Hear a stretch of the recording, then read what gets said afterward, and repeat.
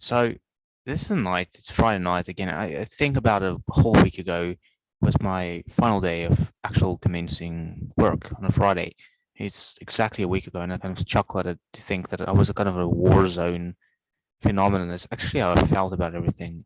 That wasn't a war. It felt like a war. It just felt like everything was getting too much to the point where it just got like a lot of pricks in your head, and you just couldn't stand it anymore.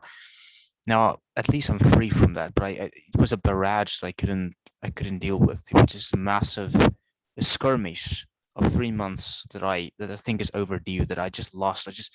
I see the caveat in this. It's like I just lost a lot of money. I lost time, and yes, I do have some experience, but it's never going to be industrially friendly to the point where any industry is going to take me on hands. Yet, hence the fact that I only have 3 months experience. Like, who's going to take somebody in hands who has 3 months experience? That it didn't even take somebody who has 2 years experience, let alone 3 months. I mean, this is kind of the catchiness about the industry that we face today is that the length of time you have to serve before you eventually get seen as serious.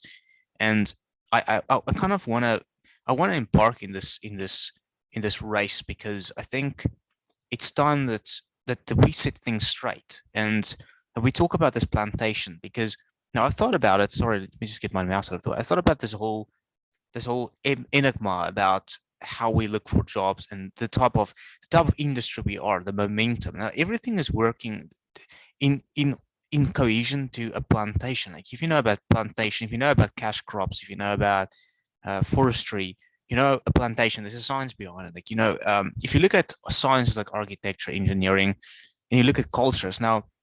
The interesting thing about culture now it changes is that there are specifics to how the trends in culture remains. For instance, the way that the building is designed, you can see the cement being used. You see the specifics to the bounds of that structure that remains and is a copy of the next structure, which might be in another country. But the point is that the bounds within this remains in a structure of science.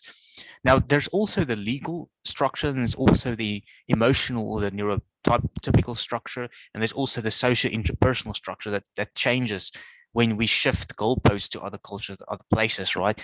But the structure of how architecture or engineering or the plantation or the forestry or cash crops works is on a scientific basis solely. The design of how things work are, they are planted in a scientific structure, whereas social interpersonal relationships differ. So this is an important thing to kind of reconcile is that if you look at the patterns of how buildings, plantations, you know, how we as people see patterns, it's in a scientific manner, and there's very little art to it, right?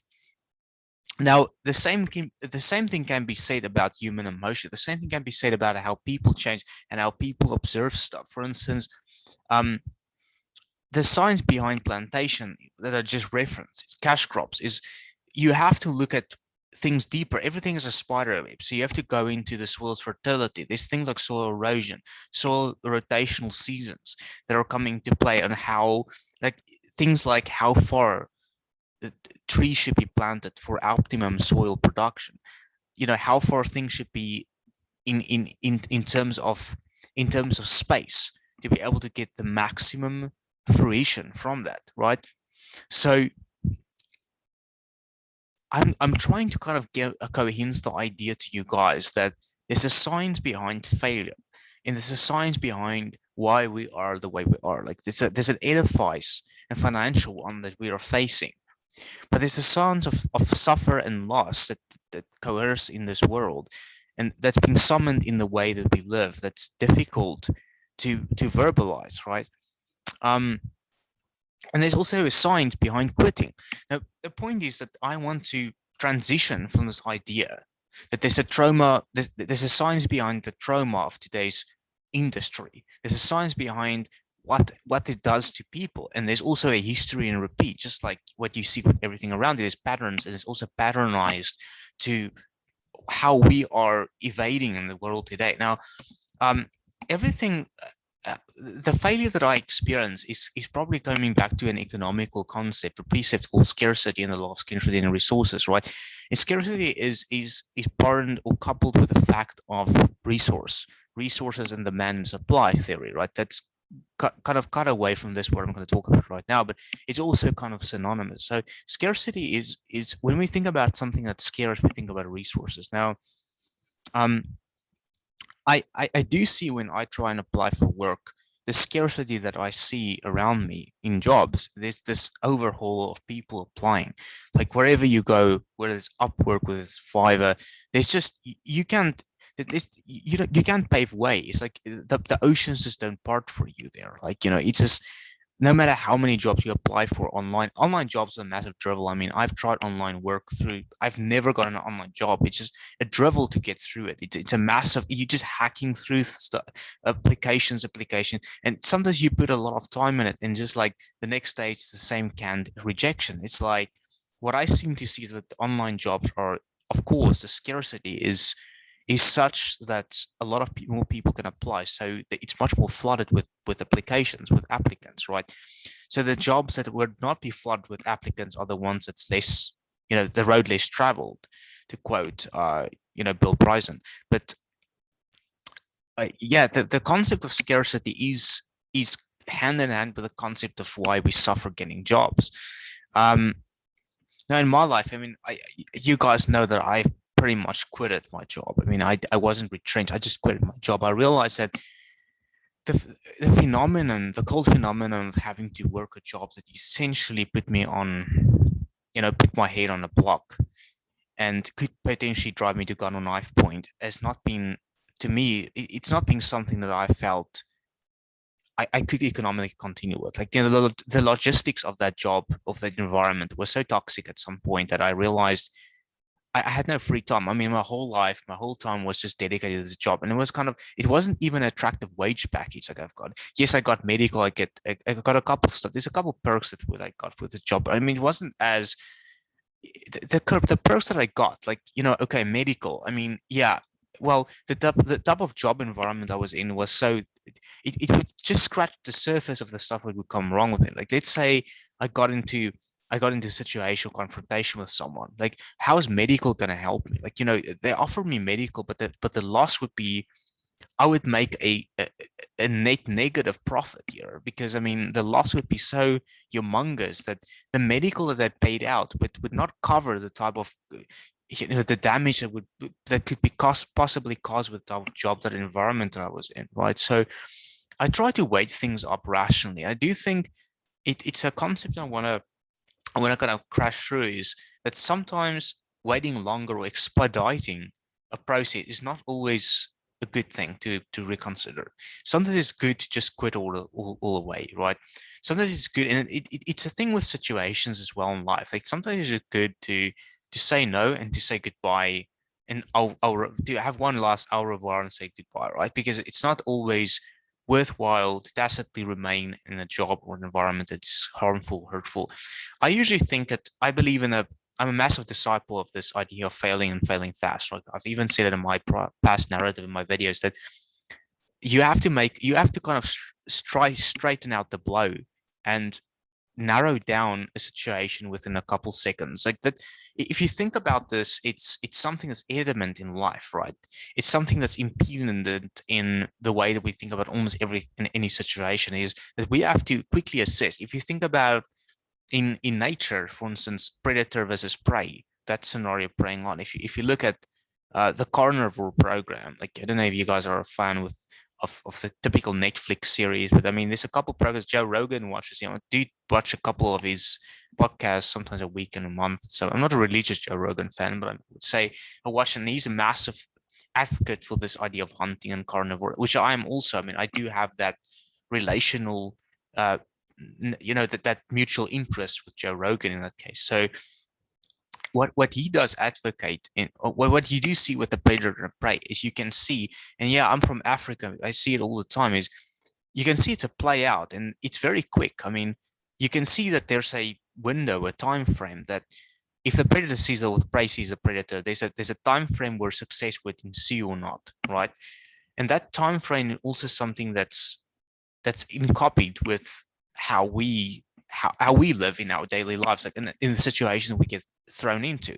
Like there's a time frame. Like if you feel there's a movie trailer concept, right? If you feel that something is exceeding your expectation, it's usually not going to overturn.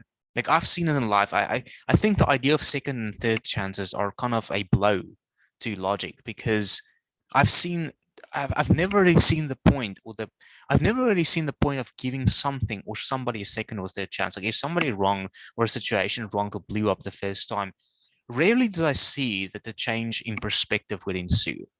That's just an observation I've carried out through my life, that I've wasted so much time. I've wasted so much time trying to give second and third chances in my life, like to situations, and I've seen it always failing. Second and third chances, like I've rarely seen it work. I can't really recall on the top of my head that at any point in my life had a second chance worked. I just always saw the failure of providing second and third chances to people, to situations. I do see if the first time something grievously happens, it's usually just time to jump out of the window. I mean, if the fire gets too much in the building, it's usually the lesser evil to jump out of the window, and that's something that I followed. I'd rather jump out of the window than having to stay and brisk through the fire and the flames through my skin. So I do think it's kind of it's a rhetoric by what you should be living with, is to reconsider giving second or third chances, because from my experience it's not always worth it. Now let's quickly talk about the job environment, because we talk about scarcity and resources, which I think is very important in the way that we view problems as well. Like if problems ensue, it's usually it can be usually it can be usually summated to be a problem with scarcity and resources. Like either this, like for instance, the unemployment issue, that the massive global unemployment paradigm can be summed up as scarcity and resource. I mean, we can clearly see that there's a resource and scarcity issue. The scarcity is such that there's an oversupply of people wanting, and there's an under demand of good jobs. I mean, there are jobs, right? Because of bipolarity theory. I mean, there's always going to be jobs available, but the jobs aren't necessarily going to be scenic in the type of um, the required jobs that people would like to do, and people's expectations would need to change, and that's scarcity and resources with demand and supply. So I kind of Google searched, and I thought about like how did the work environment look like over the ages? Like, I kind of thought about it a couple of times, and I mean, Malcolm did talk about it as well. I mean, in ancient Rome, you can look at the statuses of people, but how did it change to us? Like, if we think about the idea of a failure in terms of unemployment, were there always people? How was the percentages? How was the correlated mean average between what we had yesteryear or yester millennia and what we had now? And that's been actually my question, since the dawn of time. And I've been thinking, how did things look like 1,000 or 100 or 500 years ago, or half a decade ago? Or it's just interesting to kind of cohesion with this thought pattern, like, and have an implicit understanding of how things work and how things used to be, to have because it was once quoted by a famous historian and writer, that if we ought to understand ourselves, we ought to understand where we're coming from, right? I mean, this is important. So I thought about it then, and I tried to Google search, and I thought about ancient Rome was a very good depiction. Like how would the unemployment rate, or how would the underclass and the top tier class look like in ancient Rome compared to today?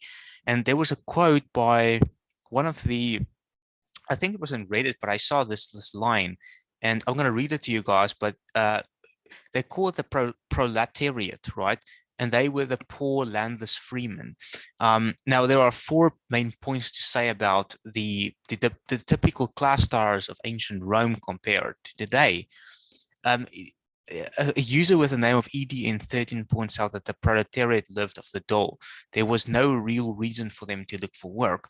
Okay, so they lived on the dole. We still have doles today. So I believe, though I can't check right now, that the aristocracy never worked. I believe the notion of blah, blah, blah, blah, blah.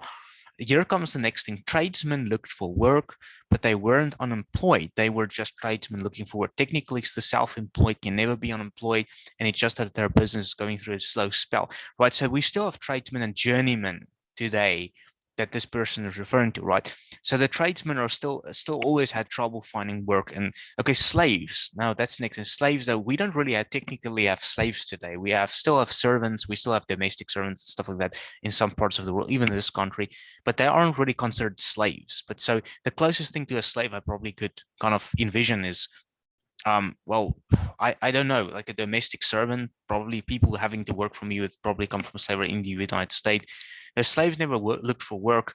Many people were employed to perform tasks, and that's what they wrote, that were mere displays of wealth. For instance, some were chained at the doors of house act as gatekeepers. Okay, so slaves in this case never worked for work. Okay, so slaves could potentially be thinking about.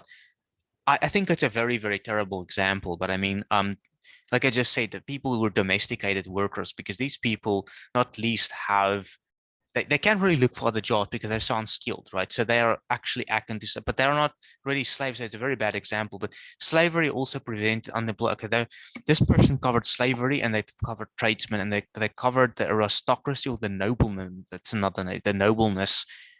They're higher than nobleness. So the noble people, the aristocracy, or the upper class, the cream of the crop, right? These people obviously didn't work much. I mean, from ancient time, what you see with the Queen of England, I mean, these people, they got money through their asses, and they never worked a dime in their lives. I mean, these people are essentially, we always had, I don't understand why, what is it with people wanting these these hatchbacks sitting at home and not working. I don't understand why people would complain. Like society would complain of people who are essentially living with their families and unemployed and can't find work, and kind of tell these people to and kick these people up their boots, right?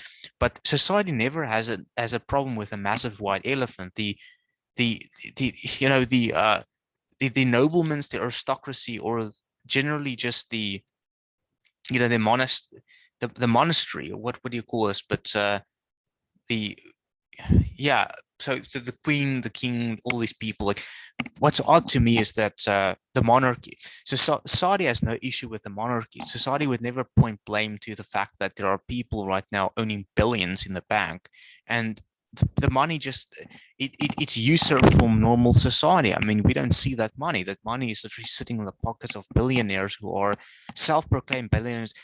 They're not really better. They're not prettier. That's another thing. Is I mean, if you look at the monarchies from England or the Netherlands, there are not necessarily there's no real. If you look at them objectively, like there's nothing particular to them that's heightened in personal ability that can't be equated in normal life. For instance, you would expect that there would be that noblemen or aristocrats would appear at least more beautiful or at least smarter, or there would be a characteristic or a feature that would be more heightened to normal, that would kind of eclipse their ability not to be human, if I could. And you don't see it. Like if you don't look at the Queen of England as in a younger years and really see a massively beautiful person. Like you see an average woman. I'm not saying she was ugly, but I'm saying you're seeing an average woman, right, essentially being crowned, which is to me odd, because this to me flies in the face that aristocracy are in, they were crowned before they were really proving themselves. And it's actually, I don't know, there's a massive science again about how aristocrats, noble people, and the monarchy essentially get chosen. I don't really know about the process, but I mean, there is a fallaciousness to this as well. I mean, you can clearly see it, because I mean, the rule follows that. No, I don't want to really go inside, but the rule necessarily follows that if you have a better species, that species would permeate in specific characteristics that's better than normal society, right? And that permeation can be seen as characteristics usually with looks, face. This is why natural selection happens. And you would expect that the same ladder or the same echelon of natural selection would follow in any type of environment where there's elites, right? So you would expect that the elites would be a better pick with the traits that would define human, right? And the traits that define humanity is intelligence, looks, physicality, and athletic ability. So you would think that the elites who are depicted from this pool of humans would actually exhibit these traits, which would be heightened and which would be better and more elevated. But this is not always the case, right? So this is quite funny to me, that this is clearly a sign that the world's completely cutthroat in a lot of these topics. But to get back to my initial prerogative about aristocracy is the aristocrats were a lazy bunch of people. They never really worked. They were self-crowned individuals throughout the ages, and we still have them today. I mean, aristocrats aren't merely people who are in the, I don't want to keep shitting on the monastery here. I just want to say that aristocrats aren't merely people who are crowned or who are domestically crowned or environmentally or internationally crowned. There are just they could be people who are self-crowned, or they could be people who have a civic or a small regional, like for instance a mayor. That's an example of aristocracy. Somebody who's a bit better than normal humanity, who forced down a specific ethic onto other people, right? That other people look up to in that sense. So there's an obliged symbiotic narrative here where you have a person who has a better status, right? So that is to me the definition of pure aristocracy, is that, or the idea of nobles, that is elites. There's people who are in the upper tier of investment that the normal person can get to, right? And then there's the tradesman and the journeyman and the average and the plebs and these people throughout the ages seem to suffer, which is to me, it's to me an unbounded thing, right? So then I wanted to kind of go on that, and I kind of didn't finish much. The ultimate bottom rung of the ladder was to be sold to a latifundum, a farm. I haven't researched these very much, but my impression is that the slave on a latifundum may be the only historical example that is more horrifying than American chattel slavery. Now, this is unquote the ultimate unquote slavery, right? So this person then ends with the ultimate bottom rung of the ladder was sold to the latifundum, a farm, right? So basically you get the slaves, you get the tradesmen, you get the aristocrats, and you still got the latif. So there's 3 or 4 tiers. That's point blank what we see today. I mean, there's essentially the same type of tire of defeat and of fortune that we keep seeing all around. The tradesmen suffered, the slaves were always there in some form, like we are slaves today, but their proportion changes. For instance, it differed amongst, I mean, the aristocracy weren't 50%. They might have been a small number during that time. And of course, the slaves weren't everybody. Like today, almost where everybody, it's the 80-20 rule, right? I mean, everybody's today becoming almost a slave for having to hatch at jobs. And there's nothing, so everybody's kind of being turned from the point where we happen to be in a state where there was a clear tire between or amongst people, and now it feels to me like a lot of people, or a lot more people, are forced to enter slavery, not least because of the way that the world works, right? So what we see here with the summary is that the same type of world that we knew yesteryear or yester millennia is true today and henceforth. Now, to me, it also presupposes that man or men or the man itself, the Homo erectus, the Homo sapiens, whatever was man before, want 3 basic things. That's food, shelter, and water, right? It's the ternary of basic life sustainability, and that's curbed today. If you think about food, shelter, and water, how important it is for us, it's a trifecta of basic needs. But if you think about each of the 3, you think about the problem area, food. Like in my country, let's start with food. Food, you need to work to get food. How do you get jobs? Well, the unemployment crisis and the global mass unemployment risk crisis is happening. Hence the war also that could be added in COVID, and all a massive one to blow to this problem. But food is a problem to get. If you don't have money, how are you going to get food? Like there's a scarcity of resources providing good. The other problem is the quality of food these days. If you look at the GMO problem and organisms or bad organisms, or the McDonald's issue that happened, the McDonald's situation that happened with, well, there was this research being done that the McDonald's are taking shortcuts to basically cure their food correctly, and their meat processing is completely off the rocket. So much so that it's been proven that a McDonald's burger, and it's been proven by a couple of YouTubers now, and it's not just a massive facade, but the McDonald's burger can be kept, I think, for years, like in a small container, and that burger could be untouched and with opened again within 2 years, and that burger could seem as if it's made yesterday, which is shocking to think that they sell this. I mean, you can say, well, this is just coincidence, but we basically have such a processed such a processed food source, like McDonald's being sold commercially, across the whole world. I mean, we're looking at something that's being a global mass production, starting in, I think, in the what 60s, 70s or something like that, was the first food chain in Russia that opened up. Oh, I can't remember. Like Russia, there was a massive portal opening in America, and then Russia took steam, and then there was a massive. So that's how McDonald's started. I mean, Ronald J. Kroc or somebody. I can't even remember his name really, but um, basically McDonald's food, if you look at it, it's like it looks like a normal cheeseburger, hamburger, and stuff. But then you realize that this thing is so processed that there's multi-organisms that fest itself such that this burger doesn't get gastronomically corrupt, and you can eat it even after 2 years. It tastes exactly the same. Somebody had done this on YouTube, so I mean, it's not just something I'm making up. You can Google this, you can YouTube this. So the other thing I wanted to talk about is the shelter problem, the housing crisis. I mean, this is the thing we know by name. I mean, by hash, housingcrisis.com, right? The housing crisis is a massive problem globally now, where there's like in Australia, there's this problem where there's too many people and there's not enough houses, right? So there's an uneven match between people and houses, and the building factor, or the progressing of the environmental factors, getting to such a state where there's not enough resources for more houses to be built. So there's an excess of people being unemployed and being not being housed, correct? And the social government cannot actually accommodate the excess of people not being housed because there's not enough funding for that. So that's what's happening right now in the world. I mean, this country where I'm living in, the housing crisis has been rampant for the last 30 years at least, right? And in Zim as well. So we do see a lot of people being unemployed, a mass number of people being on the streets now.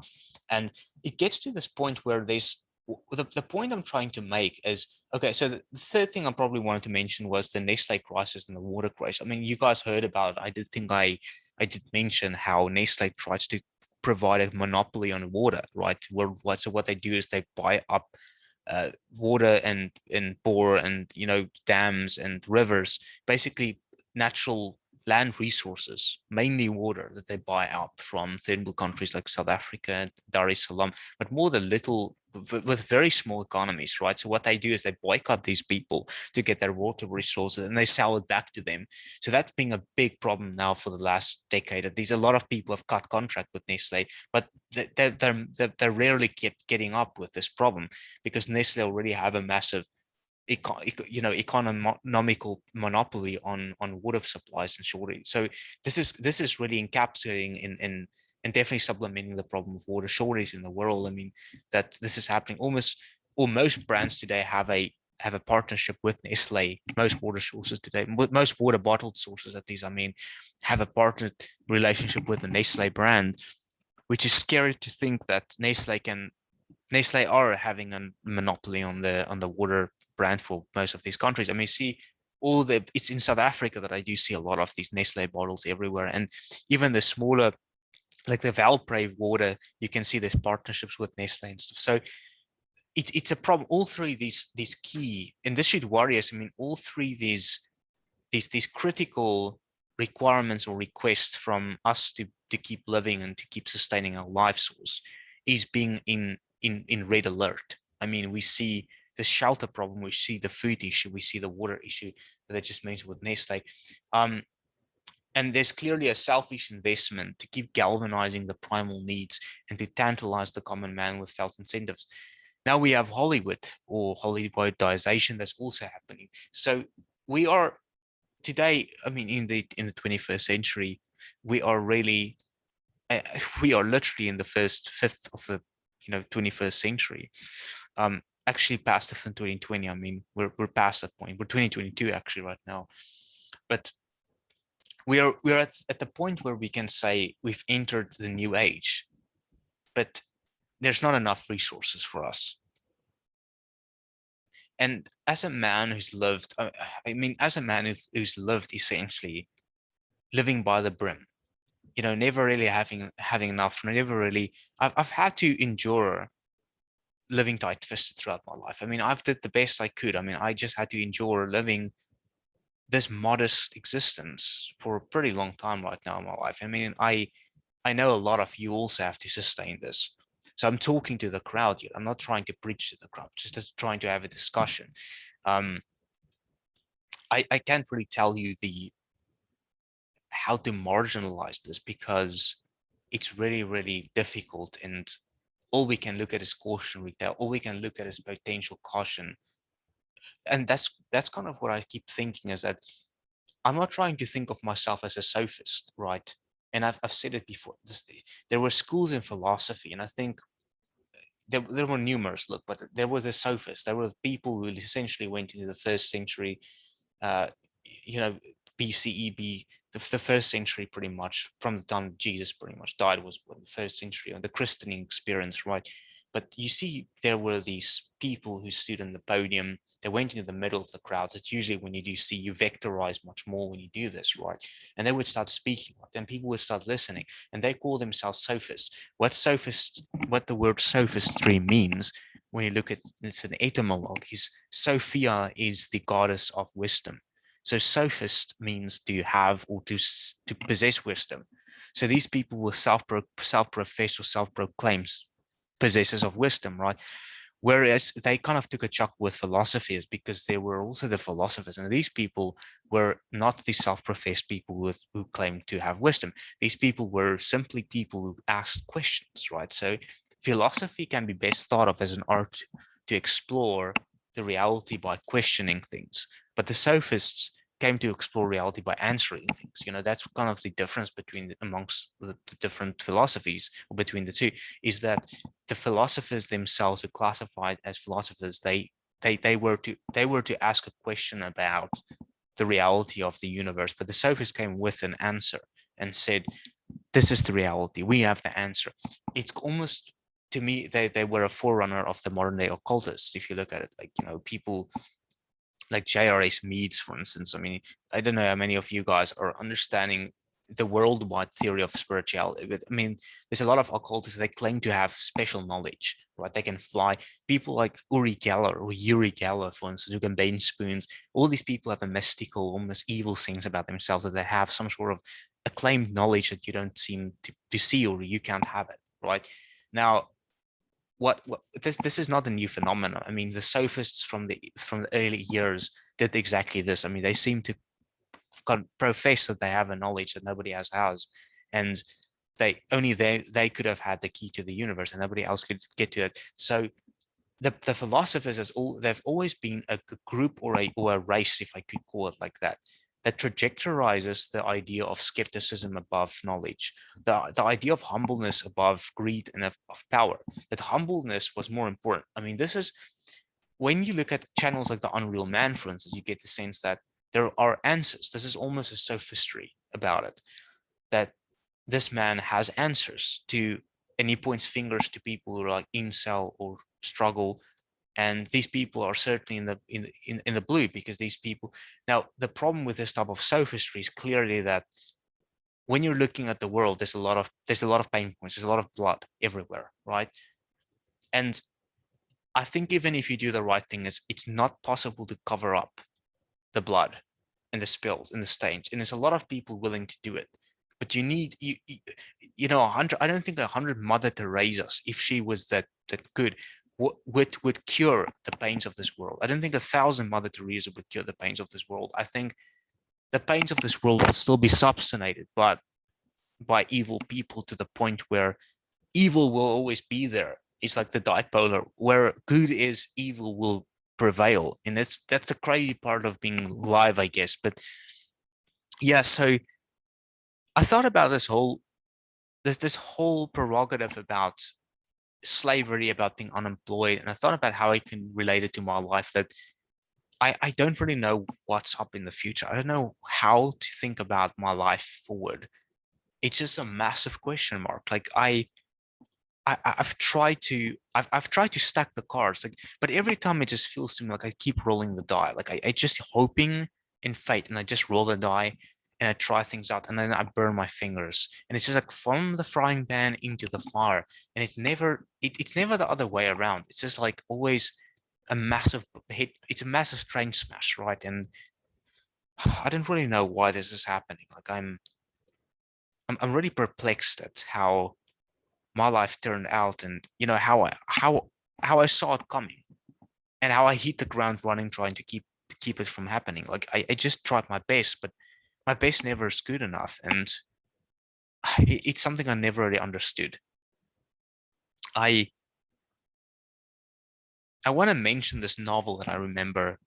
I I remember that I stumbled upon a couple of books, and amongst these were the idea that people would essentially, and this is something I never understood as a kid. As a kid, I grew up with this idea that I grew up with this small domain, this infantile reality that the world was a good place. Like I thought adults were morally responsible. They had a work ethic that were not a work ethic, but ethic that were completely normed and formed in actuality more than a child. I thought as a child that if I were to be an adult, that my morale would improve, that I would essentially be responsible. I would essentially be somebody who's investing in good ethic, in good moral, in good personhood, and being good, and away from prejudice, away from being callous, away from treachery. That's what I thought as a child. I thought adults were, by proxy, by definition, they were the more morally responsible two of child and adult. They were the best, the better, right? The greatest good. And I thought that children were the people who needed steering and clearing. But then when I commenced my rite of passage, I realized that it's actually the other way around. Children possess a much more clearer understanding of the world, and they are much more innocent. They are the ones with a better ethic, whereas adults these days are so callous, and they're so full of hate, and they're so washed up, and it's not fun anymore. And I just recall, I just sat yesterday and merely recall my early days as a child, listening to music, playing games, and being extremely invested. I was extremely invested in the world. I loved music. I loved playing games. I just loved life. I've never had depression. It was so cool. It was just truly so mesmerizing to be alive and to use every bit and grab every opportunity. Like I was so immersed in it. And as soon as I hit it, like I guess 18, I started having this massive whole run of depression that just never left me. And at least at the least explain. I mean, the depression became quite callous at the age of 28. It never used to be the way at my younger years. But you see, it got me thinking this week, just after I lost my job. It never used to be this way. I mean, my life was truly a novelty. Like it was truly in it was almost depicted as a story back then. And it was something I very much way I greatly or fervently enjoyed. And I kind of just thought about this book that I read recently. It's not a book, but I read the praise of this book. But the book, my life or my story or the reality as it is can be best thought of as a story from Goethe or Goethe. Goethe he's a German novelist. He was a German writer, right? And it told the story about the man called Foss selling his soul to the devil. He sold his soul to the devil for eternal youth, and um, it's an important story to me about a man who essentially got so blitzed by reality that he had to go over the cliff and selling his soul to the devil for eternal youth. And the story is about a man who could never, he was enslaved. He could never acclimatize to the world as is. And he realized that his only hope was to sell his soul to the devil. He went as far as selling his soul to Satan and making a pact with the devil, right? And this to me is what I saw as synonymized what I saw in my job is how far people would go to just get money. They would do anything for a bit of money. Money becomes an object of worship to people today. It's crazy. Like people would risk their lives just for money. And it's like I've kind of poked people in my job and asked, like, is there no other job that you can go for? Because is this the best you can do? And these people kind of just look at me as if I'm an alien. And it's like I realized that I was truly a philosopher, truly a questioner, truly somebody. And I'm not saying this to pat myself on the back or on the head. I'm saying this as a mere principle that I realized at that point that the sophists of today still exists. The people who seem to claim knowledge, the people who are also in the goyim, as the new age, the people in the gray area still exist. This is a real thing that that is pertinent to our reality as it is and always was. There's always the grey folk who's always there, and they never question and they never stand up, and they will always, and that's the majority of the people. I've noticed that I was the only person who would probe, question, who would start to poke, who would start to reclaim or request what's wrong, who would start to revoke, rebuke what's going on. And I was the only person doing that. I realized I was literally being pushed out of the mill for doing that. I essentially had no other choice but to leave because I realized I was being actually asked to do something that was illicit. I was getting to the point where I asked to tow a trailer without the ability to indicate. And I vehemently opposed that. I said I will not do that because here's the thing. Here's the clause saying you may not do such and such. And I eventually just told them after that, to go fly off the rocket because I realized I will not do something that when asked it's not lawful. I will not do that. And this is exactly why I repose against that decision.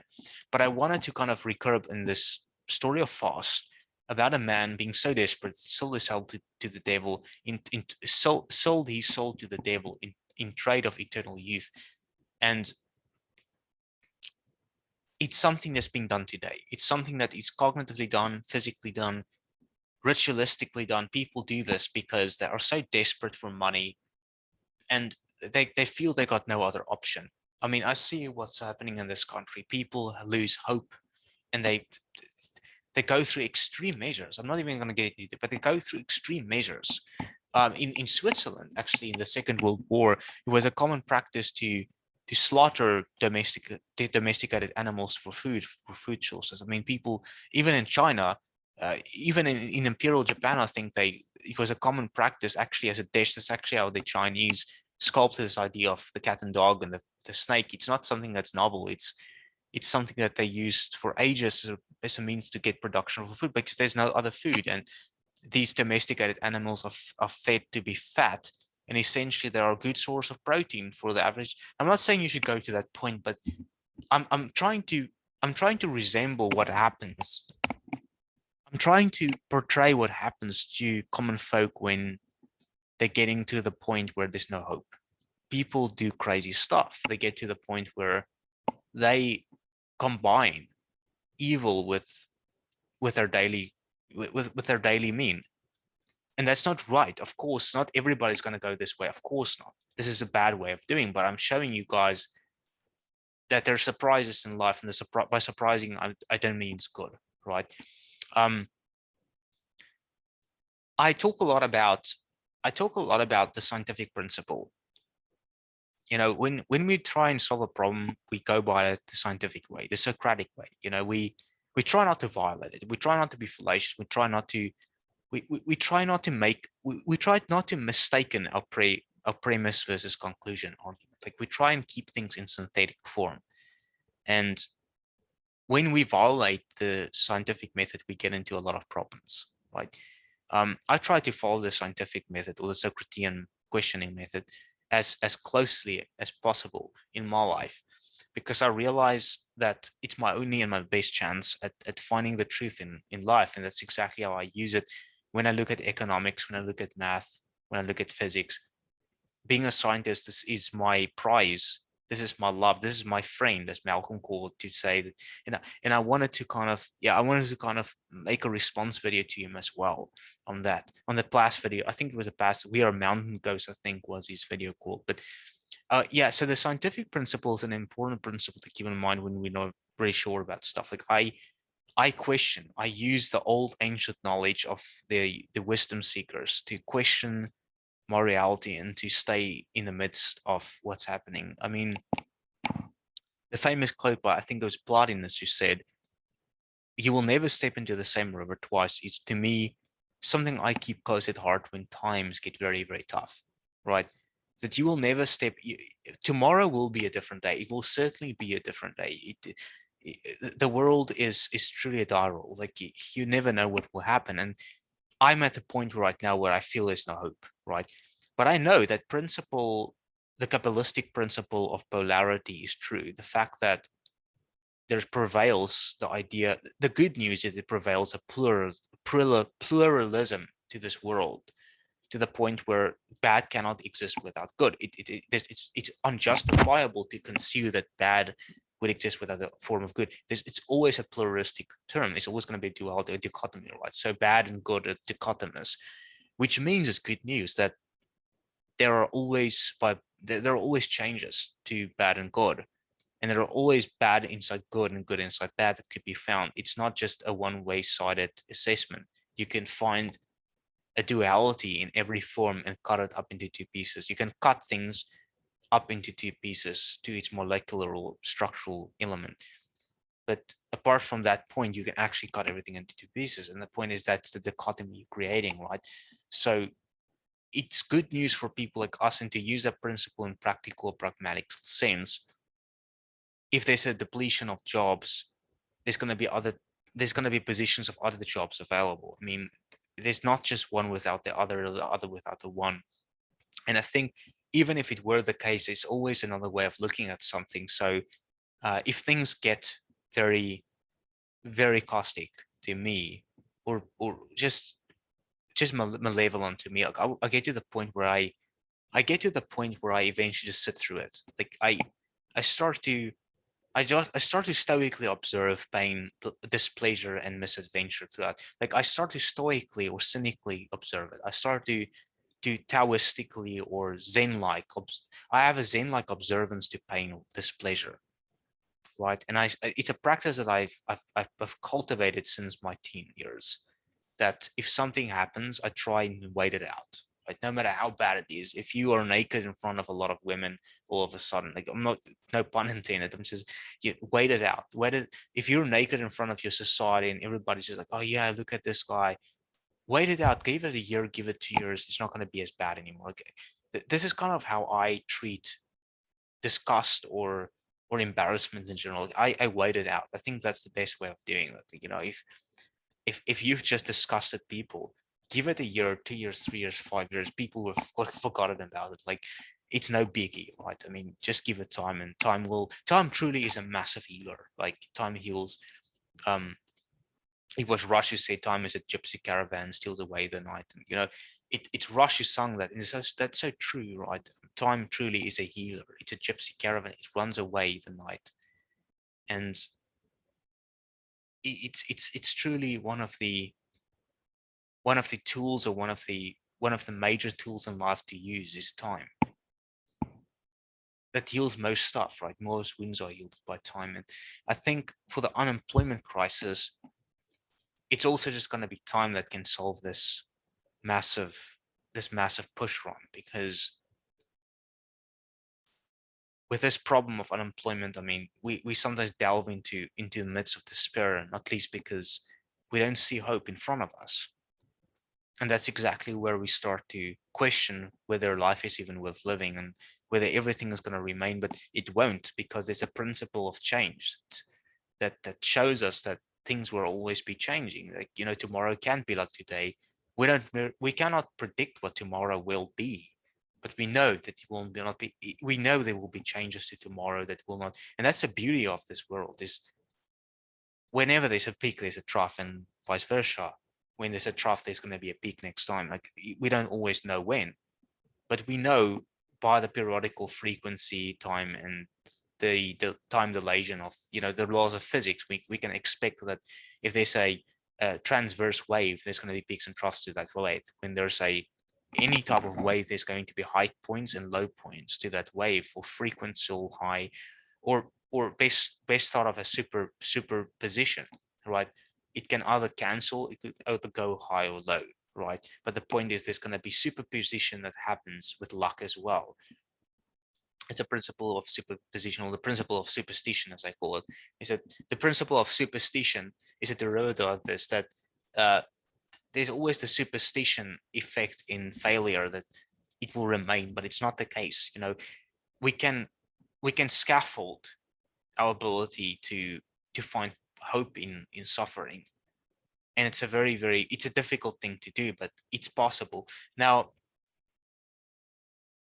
I recall that, talking about sophistry and everything, I recall there was this book back when I was in college. I was in my not college. I was in secondary year school, what Americans call college anyway. But I was in secondary year school. I was around the age of 16 when I came across this book called Chocolate War by Robert Cormier. And I was in, well, my English wasn't very good back then, and I was in a, almost like a class B English class, because my English score wasn't that good back then. I was still young and everything like that. I mean, yeah, I did improve a lot, but I wasn't first language English back then. I would say of course, I'm first language English now, not only because I actually, I spoke English daily from that point. I just spoke just almost English. So the other language I spoke, I got pretty much pushed under the rug. But I remember this book by Robert Cormier, The Chocolate War, and the book was, it was actually, I didn't know it was, but it was a banned book as well. It was on the list of banned books, and I didn't know, but the teacher was quite fond of banned books, and she also had Catcher in the Rye. She had the Tales of Edgar Allan Poe. I realized it later that all these books in that massive basket were banned books, and amongst these were The Chocolate War by Robert Cormier. Right, so the book depicted around school life and revolved around a boy named Jerry Reynolds. It's about it amongst the many troubles he faced, namely bullying and facing the disaster of what is still too common. He soon got excommunicated by his school. He continually struggled to fit in, and it got him into where he won't be taken further beating and turned back to karma. So I read only a couple pages of this book, but it's essentially summarized to be a book about defeat, the story of a boy who could never fit in. It's a story. It's such a recursive story that's the narrative of the story is quite found a lot like the story of what's the story of that I talked about that other book, The Lord of the Flies. Right, The Lord of the Flies is another depiction or another novel that ends in tears, almost like this one, and it's also about people, the actual, the actuality of this world, the cataclysm of the world as we know it. And this book is just another example of now what happened to Jerry is clearly a type of pathos that could be enlisted. The pathos of uncertainty that I seem to see also in my life, like just being in this not knowing really where everything tomorrow is going to go, trying to map out where I came from and where I'm going to. It's very, very difficult. It's kind of a pathos if you think about pathos being the essence or the absolute essence of this world, right? It's kind of a pathos that you see in stories like the Chocolate Wars, and stories like even stories like I think another mention was that story. Now the phrase that Catch 22, right? Catch 22. If you think about the phrase Catch 22, you think about it, it's actually a book, Catch 22. I probably should Google who wrote it, but Joseph Heller wrote the book Catch 22, and it's also about this bombardier, this guy who he's a pilot. He's a warrior and everything, and he got into the point where everyone was following him, like he couldn't get away. It's like that's where the phrase Catch 22 originated. It's a sword. It's a ricochet.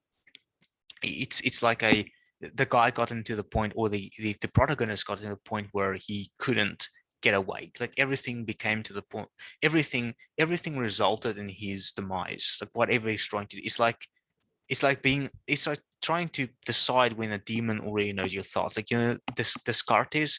What's Descartes? Rene Descartes' situation with the demon, that free will is true because the demon, he gave this prelude of a demon that knows your thoughts. So before you make a decision, the demon already knows your thoughts, and he thereby proved that free will had to exist to kind of counteract the demons, the demons disprove of or the demons knowing your thoughts. And he proved free will by that narrative. And that kind of got me thinking that if there are a demon who can kind of see through your thoughts, it's like what an ultimate Catch-22 would be. And this is exactly what you could see coincidental with the novel of Joseph Heller. So I think there's a couple of chestnuts to take away from this as well, is that what we lost in the world today is certainly something that we used to have back then. I mean, we used to, the lost arts, dancing, music, and generally just languages, right? If you look at the lost in the world today, it's depleted, right? People used to dance, they used to have art, they used to have music. If you look at the 1960s, 1950s, right, when there were a lot of just post-war times, like, you do see people almost every time there was this reach to, this reach away from bureaucracy, this reach away from dominion, this reach away from absolute dictatorship. And this was art in its own sense. People started dancing. You saw it with the hippies, for instance. They tried to get away from the bounds of war, the bounds of dictatorship, the bounds of rule, Nazism, etc., etc., etc. And they established campaigns like, different campaigns that would instantiate the Renaissance. What you see with the Renaissance, people who practiced essentially art, people who went into divergent spiritualities, like you saw that then, but you don't see it now. And it makes me think that there's something way wrong with the world if this is a lost concept, that art essentially becomes, people actually look down upon art. And I wanted to, like, this is a topic of another video, but I wanted to kind of proclaim that art has always been to me a very sacred thing. I've throughout my life seen myself as an artist who had to survive in the world of a scientist, right? I'm not I won't say I'm not a scientist. Of course I'm a scientist. I'm a graduate. I'm a scientist on paper, but I think more than being a scientist, I'm an artist. Like, I've always seen even science in an artistic light. If you think about, you can hear the drum roll when Newton cracks his theory of light. Like, I've always, whatever I'm doing, I always hear music, whatever, and it's always, I think it's something that's been akin to my personality. I've had a deep empathetic personality throughout my life. I've been able, and even now, I get very depressed. I suffer from chronic sadness when I think about people close to me passing away and stuff. Like, I have a very deep empathy to me, and it's very hard to put it into words, like, how I struggle and suffer every day from this, because I feel innately sorry for people. I feel intently sorry for people to the point where I have I think in Germany, they call it Welt or Weltschmerz. That means world pain. That somebody who has an utmost empathy can feel. And I've always had this massive, I think I talked about it as well, but I had this massive empathy for inanimate objects when I was a child. Like, if I saw a car, a vehicle collision or a car crash, I would start crying. Like, it would just hurt me to see how the poor car looked like. And it's so weird to put it into words, but I've always had a massive die with empathy, and I don't know why, but it's like it's always been something that it's been to the point where I'm overly empathetic. I'm not always empathetic, but I'm overly empathetic to the people I love. I try and it's getting too much sometimes, just to see people getting hurt and realize that these people won't be there maybe tomorrow. And I love my family so much that it's always been difficult to me emotionally to, the thoughts come. I mean, I do have dreams of my family passing away and stuff, and it breaks me. It's just like, yeah. So I think for me, art has always been a non-conformist venue.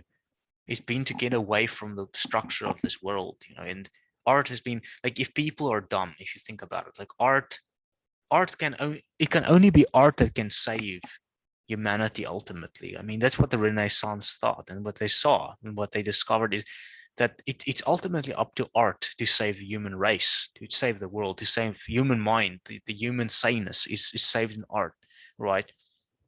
And I've seen it in my own life, but essentially, if you think about it, if you're not really cut for this world, right, then what can save you? I mean, if you're not cut for this world and you suck, essentially, you suck as per a scientific measure of this world. Like, they'd say you suck because your IQ is low, because something is wrong with you physically. But in art, you can steer yourself. It's almost like you can create a picturesque of, you can create a dominion, and you can create a paradise that doesn't exist in this havoc of science. You can shift things around, almost like, as if it were the way you would create. And that's the thing, is you depict the reality around you as you want. So For instance, I can look at bricks, but I can color it in. I can kind of tint it like I want to. And I can make a picture out of that. Like I can create a storyline out of that. And that's my art about it, right? So I create meaning out of nothing, out of abstraction. And that's exactly what art has always been to me, is that it's the ultimate hope and saving grace. And the Messiah figure in the world is to me art, because of what it can do. What art can promise people is what science can't always. And unfortunately for science, some people are bad, like in they're horrible at stuff. And I mean, art comes to show people that there's still hope, because art can only be art that essentially can give hope to the hopeless, uh, the poet to the poetress, the words to the writer. Art is the only way, or the notes to the musician. Art can do that. Like with science, there's no answer. Science doesn't answer to it, calls to itself. Art calls to science, and art calls to itself in a way that human mind can conceive otherwise, right? So I always say that for me, I think it's about how good of an artist I want to be to discover myself. But art essentially is going to be the saving grace for all of us who never really fit it in, who never really will fit into this world.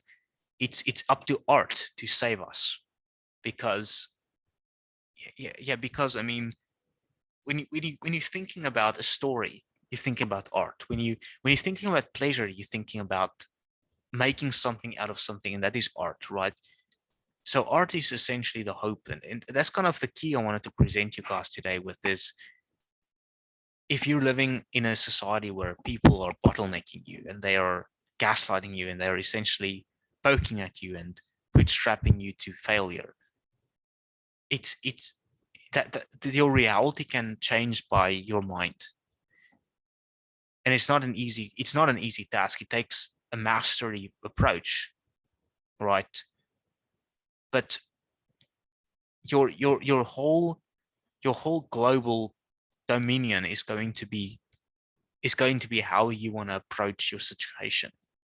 Your judgment, your situational judgment is going to be something that has to kick in, and that's your judgment upon a bad situation. Like for me, I realize I might never be rich. I might never really get ahead. I might never see the inside of an office again in my life. I might never get to that point again, and that sucks, because I spend a lot of time. And also, and here's the thing: it sucks because I know that I did everything I could in my power. And that's another thing. If you did everything you could in your power, it sucks to still fail, right?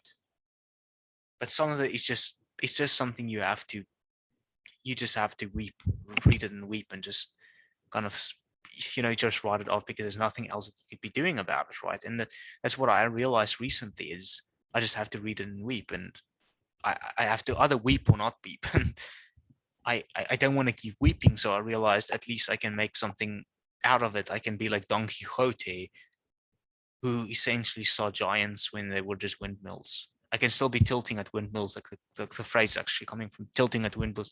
I can keep tilting at windmills, at least be a fool, but I could at least be an artful fool to other people.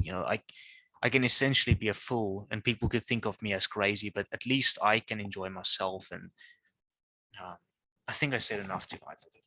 I really have to just stop this.